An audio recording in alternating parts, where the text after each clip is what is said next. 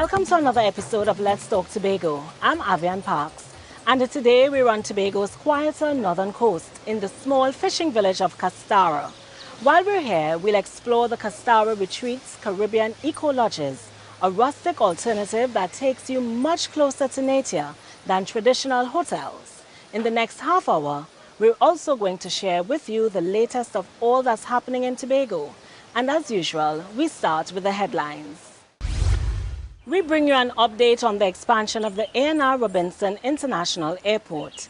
The public is also weighing in on the proposed national policy on parenting. And later, in our My Tobago Story series, we get a closer look at the charming Sure Things Cafe and Craft. These stories and more right after this break.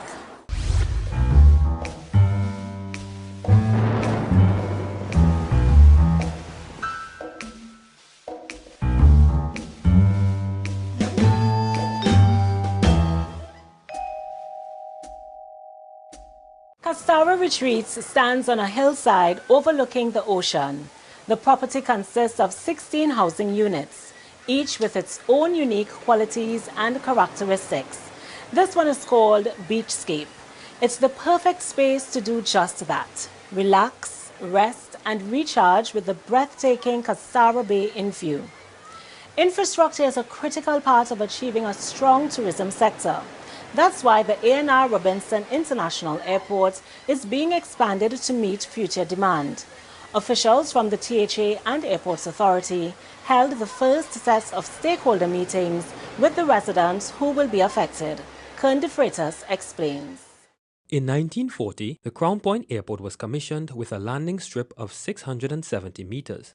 Upgrades in the mid-80s brought a new terminal building, better access roads, and other improvements. Today's ANR Robinson International Airport, renamed after one of the island's most distinguished sons, is up for more development. It's going to be expanded with a new terminal that provides all the amenities a modern airport should have, to international standards. Funds have already been allocated by central government for the construction of the new terminal, and a parcel of land has been identified for state acquisition, about 84 acres. So stakeholder meetings were held recently to inform the community of the changes. But of course, we have to compensate you adequately, and compensation can take many forms. That's why we are meeting with the various groups separately to decide on the mode of compensation and so on. It is not the desire of the Tobago Assembly to disenfranchise anyone. So we expect that persons will be adequately compensated for the property that they now own. The project will support Tobago's tourism development thrust. This means the airport will be able to accommodate more and larger aircraft. ICAO airport compliance, operational costs, better domestic check-in areas, security, food court facilities and boarding bridges, and a designated cargo space are also being considered. New facilities, though, mean little without quality service. At the end of all of this, there's something called a level of service in the airline industry. And all of this must end up with you, the traveler, enjoying a better level of service. Residents as well as the media also had the opportunity to ask questions about the project and its impact on their community. How can we trust you all that you all resolve and pay the landowners and you have not yet compensated the first set of people? My name, Ray Sandy, is going with this process. And I live here. And I'm going to give you the commitment that in this process, everyone is going to be compensated. What are the plans for the old terminal when that is decommissioned? The plan is that ANR Robinson will have two terminals, an east terminal and a west terminal. The east terminal will be, as was indicated, for cargo facilities, an executive jet center, and other general aviation services. The intention is to develop ANR to international standards. So the old terminal, as you know it, will in fact be remodeled and redeveloped. Separate meetings were also held with the various property owners to discuss their concerns on the project, as well as compensation for their properties. The project is scheduled to start in December. I'm Kern de Freitas for Let's Talk Tobago. Hideaway is the newest addition to Castara Retreats. This apartment, which was handcrafted from gorgeous local cypress hardwood, offers you lots of privacy and a spectacular view. Now, agriculture in Tobago is not just about growing your own food. It's also about food security and healthy eating. And as you'll see in this next story, people are learning to turn cassava into oven-fresh bread. Omadara Mills explains.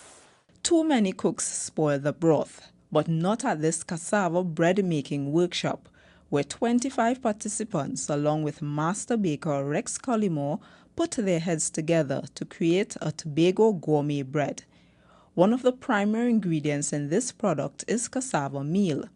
That's cassava processed to a fine consistency and used in a variety of innovative ways. Many at the workshop were intrigued with the idea of learning how to make baked goods using cassava meal. I find, well, it is something worth looking into. So I myself and a couple of friends, workmates, decided, well, to try out the program to see how interesting it will be. And because we know that by doing so, we learn a lot of different ways to use natural things that we have in Tobago to make wonderful things that person can eat. Charmaine Springer is a businesswoman who owns and operates Springtime Food Products Limited. Mrs. Springer says she is pleased to get this hands-on experience since she can use the knowledge to expand her line of products and generate income. As a processor, I think knowledge is limitless, so we should always, as processors, try to see as much that we can do in processing, because you never know what area that you will end up in. I am doing food processing now, but having more knowledge, more products on the market, maybe I'll consider bringing out this blended bread and different creations too. This is the second workshop of its kind that's been put on by the Cassava Tobago Products Limited, a state-owned company under the Tobago House of Assembly. The entity was set up to stimulate the cultivation, processing, marketing, and consumption of more cassava and cassava products. Master Baker Rex Collymore explains the significance of workshops like these. Now you find householders can now go home and use grated cassava in making their dumpling, in making their bake, in making a whole range of different products. And not only that, you find out the farmers now will they have a market, because the whole thing must be market driven. So if the farmers know, hey, listen, the people using cassava, they're going to plant more. And so you create that kind of industry. The workshop was the Cassava Company's contribution to the month-long Eat Local campaign organized by the Division of Food Production, Forestry and Fisheries. The series of activities will end in a grand Eat Local festival on June 1st. I'm Omadara Mills for Let's Talk Tobago. Hideaway features an open-plan living space with a kitchen and living and dining areas. French doors provide a view of the ocean from the spacious bedroom, and guests get their natural air conditioning from the rainforest. So, how do you get the next generation involved in agriculture? If you're the Tobago Agricultural Society, you start by getting them outdoors and their hands a little dirty, as we see in this next story. Here's more. Young members of the Mason Hall Police Youth Club are getting down in the dirt.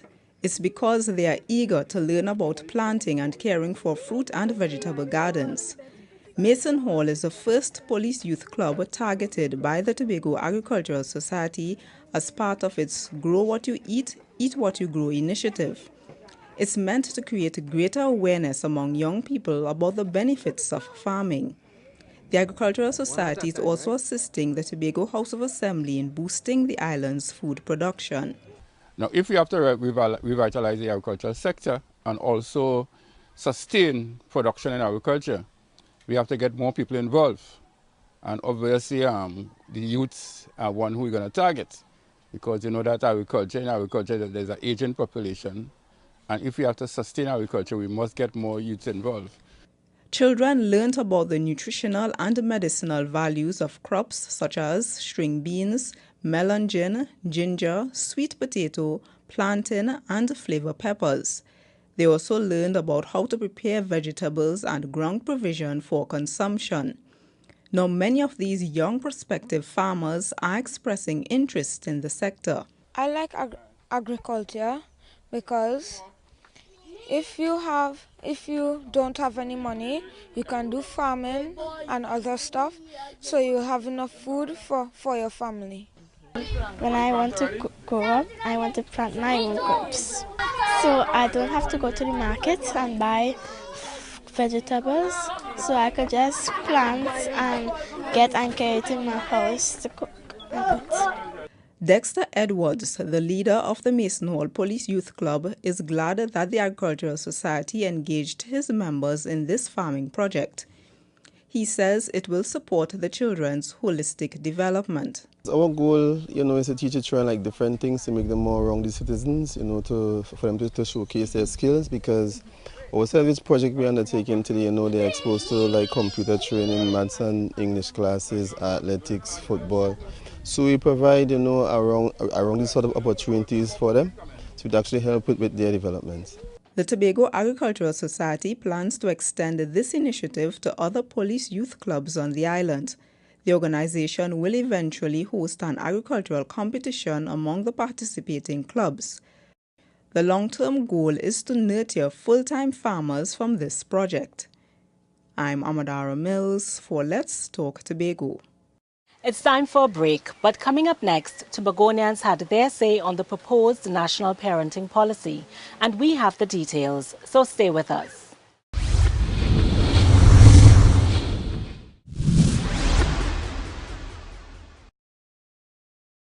Rustic, luxury and friendly service. That's what you can expect at Castara Retreats. The management team is committed to delivering quality service and providing an authentic Tobago experience. Now this. Families are the bedrock of society, contributing to its stability, growth and development. That's why parenting is a critical issue and one that requires a collaborative approach, as you'll see in this Crystal George report. Families are a very integral part of society. Families contribute to the stability, the growth, and development to the society. And therefore, the issue of parenting is a critical one for all of us. Finding solutions to any challenges takes a collaborative effort. Recently, discussions between the Ministry of Social Development and Family Development and several members of the public, like teachers, stakeholders, were in a dialogue regarding the draft Green Paper on parenting. But you can't tend to a problem unless you know the cause of it. In 2004, a cabinet-appointed committee examined the status of the institution of the family in both Trinidad and in Tobago. And they came up with a number of concerns. And some of the concerns that were identified included insufficient and ineffective communication within some families. And as such, this policy is another vital step towards social transformation, which is necessary for developed nation status. Parenting is a responsibility, and when one becomes a parent, their life changes. That's why these talks were also an opportunity to gather information, feedback, input from the public. We need to be equipped such that we could confront and manage the various roles that we must play as parents as we manage these families. Therefore, the development of a policy framework by the Division of Social Development and Family Services is very timely. It's timely because it allows us to make our contribution to the shape and form of this policy. We all can agree that some parents have challenges in carrying out their duties when it comes to parenting. Those who were in attendance offered their contribution in aim for improvements to help alleviate parenting issues in Trinidad and Tobago. How to balance work life with parenting. Parents no longer send their children to Sunday school or think it's important to have a spiritual development. So part of the parenting problem that we are having in Trinidad and Tobago is lack of spiritual development for your children. You cannot expect your child to learn obedience when the child doesn't understand that there's no accountability to a higher level. This concept of discipline versus punishment. Yes. Because we've grown in an era where you punish. And given our signing on of the Convention of the Rights of a Child and so forth, and removing corporal punishment as the means of punishing, I think we have not provided a lot of information on how to discipline. And many parents would tell you that they have no idea. If I can't beat the child, what you want me to do? Is something that comes up quite a bit, and we need to pay special attention to helping parents and also helping teachers, because that is something that I have come across quite a bit too, where even the teachers are now telling us, well, they say we can't beat the children again, but so what you want me to do? How do we discipline the children in school? And that is a critical issue. So that is something that we need to, some of the programs specifically, may need to focus on that aspect of it, teaching those specific skills. Whosoever you have around you as your family, let them work for you. Let them know that these are your siblings, these are your relatives, and let them work for you. Use them wisely. All right? So when you go into if you want to move to go to a party or whatever, make sure that your children are well secured with people who you know. I'm Crystal George for Let's Talk Tobago. For those who may need extra help unwinding, Castara Retreats has a wellness center staffed by professional coaches who can help you relax your mind and strengthen your body through yoga. Speaking of health and wellness, midwives are often the unsung heroes of the healthcare sector. Recently, as the world paid tribute to midwives everywhere, Tobago joined in the celebrations. Here's more. Ms. George, with your love, care, and attention, and with the other midwives, you all brought tears to my eyes when my wife was here, and even up to today. That's how the midwives at the Scarborough General Hospital were described. Mr. Harry is now the father of a bouncing baby girl delivered at the maternity department in April. Midwives play a very pivotal role within the healthcare system. They are the most important predictors of the nature of a childbirth experience. With empathy, friendliness, calmness, and the focus, they perform their job diligently. And recently, they were praised for their continuous contribution. To the midwives who work on the cusp of life, who assist us women at that most difficult stage of our existence, today we bring honor and praise unto you. Midwifery is a professional regulated field. Midwives focus on reducing the risk of complications during childbirth. Midwives are very important to our society. They are the helping hands that bring forth life. Midwives don't give life, they just help. Dr. Wheeler, head of obstetrics and gynecology, also paid tribute to the maternity department. There is now in the department a greater harmony among the staff, the midwives and the doctors. There's more collaboration between the midwives and the doctors. There are joint updates, joint training sessions that have been taking place. And I have to especially commend Nurse George, the head nurse, the head midwife on maternity, for being an integral part and at the forefront of this collaboration that is taking place. The department that has midwives and doctors are demonstrating now how a department that provides care to patients should function, working together, working as a partner, as your chairman of events so aptly said, so that the care we provide to patients would be the best care that we can give. This harmonious relationship in the department is what I would like to see happening the rest of the hospital, but we are moving in that direction. It is important that we are here to provide care as a team, and I have to commend the midwives for being part of that team. Janelle Orr, a past patient at the maternity ward, said she was afraid she won't have been alive to see her daughter. She says because of the care and love that the midwife showed, she's here for today. Nurse George worked with me. She worked with me.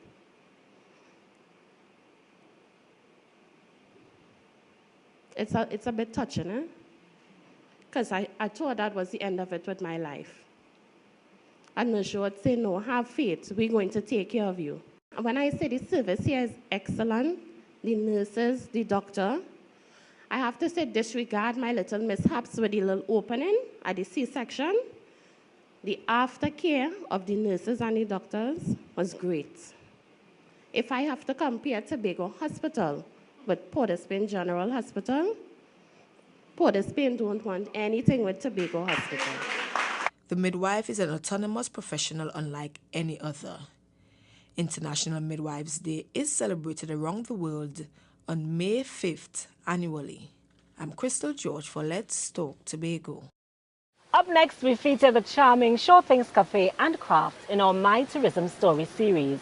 But first, we've got to take a quick break. More when we return.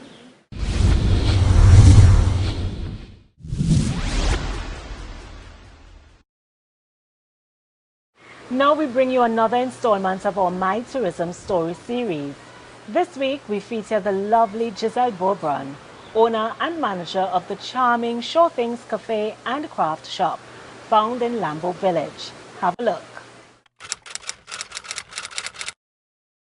I moved into the food service industry by accident, actually. Food was not my strong point. I happened to be sitting on the veranda of a friend near the Lambo setting and thought it would be nice to have a cafe in this area. I'm Giselle Beaubrun. I am the owner, operator, manager, chief cook and bottle washer at Sure Things Cafe and Craft.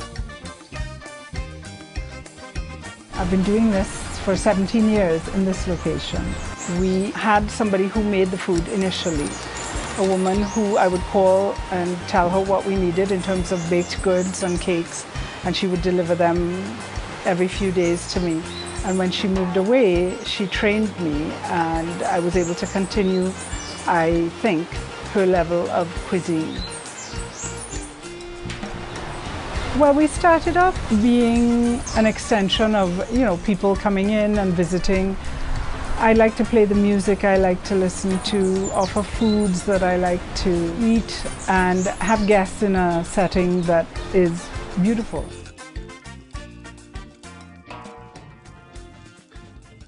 I was lucky enough to find the building here in Lambo. Our location is somewhat different. We're on the Atlantic coast.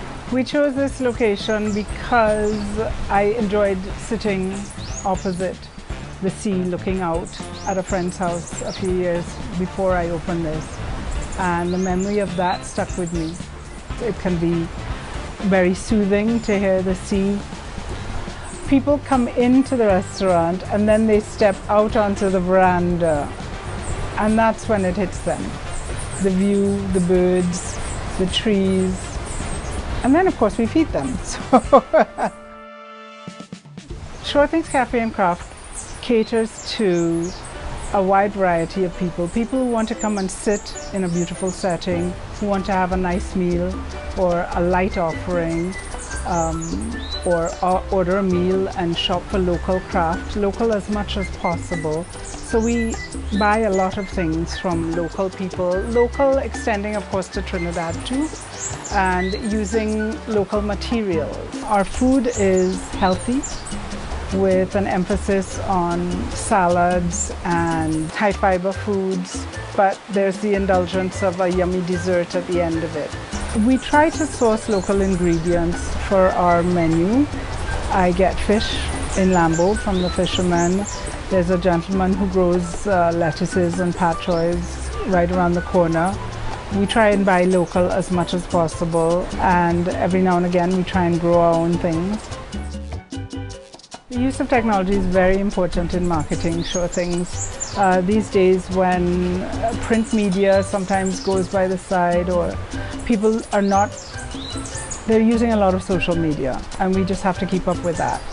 And I've had to adapt to get the word out, and being consistent to get new product messages out, or being able to tell them about upcoming events. Technology has become really important in marketing. There have been challenges over the course of 17 years. The consistency of business, you know, it's very seasonal here in Tobago. Consequently, you have to find a way of doing everything. So you tend to multitask, or I have tended to multitask. And, you know, trying to have your finger in many pies, doing a lot of everything means you don't always get everything done. So finding staff who like to, you know, do all the tedious things that need to be done in running a business like this when you want to keep things going, that's a challenge. To get the best results, one, out of staff, and for the establishment, you need to train people to know what to do from the bottom up. It's better that they understand why things are done in a particular way, and the detail, the attention to detail is important, and I have staff that are happy to do it. I measure the success of this business by the number of repeat clientele we have, and over a period of 17 years we have people who come back year after year or every 3 years when they revisit Tobago, still asking for some of the same things. Our coconut cream pie is a favorite. That's the measure of my success. Future plans, or at least certainly plans that are evolving now for sure things, involve a market that we have the first Saturday generally of every month. This market is an open vendor market where people come in and bring their wares. We're probably going to be changing a couple of things. We plan to put in a lounge in one of the areas that was previously just craft. We might put in some sort of television so people can watch, you know, events. My name is Giselle Bobran. This is Sure Things, and that's my tourism story.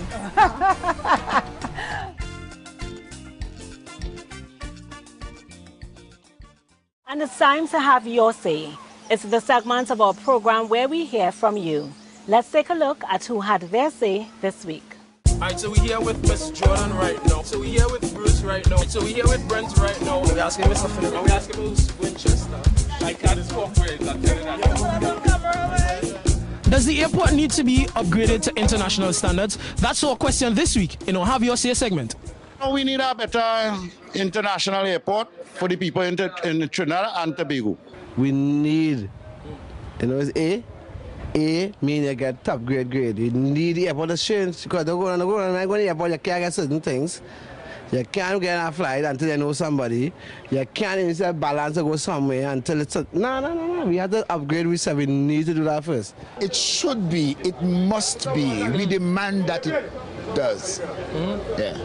Because see, if we're talking tourism, if we're talking connecting with the world, one of the things that must happen is that the transport system must be something that could accommodate the thoughts that we have. And we have to start with the air and sea bridge. When I going back home, I don't leave on the last flight, which my flight is in the morning for 7 o'clock. You know, we don't really have much to get a hotel room to stay in. I will sit on the airport until in the morning. So think about that 5 hour, 6 hour. When we have an international airport, I could fly from here. The airport will create tourism for Trinidad and Tobago, and it may bring Tobago in a better developing status. In upgrading the airport, you also need to upgrade the whole island, because if this is a tourist destination and we want to make places for the tourists to come, we had to make places for them to go and for them to be interested in. You understand? We also had to make places to capitalize on these people being in our island.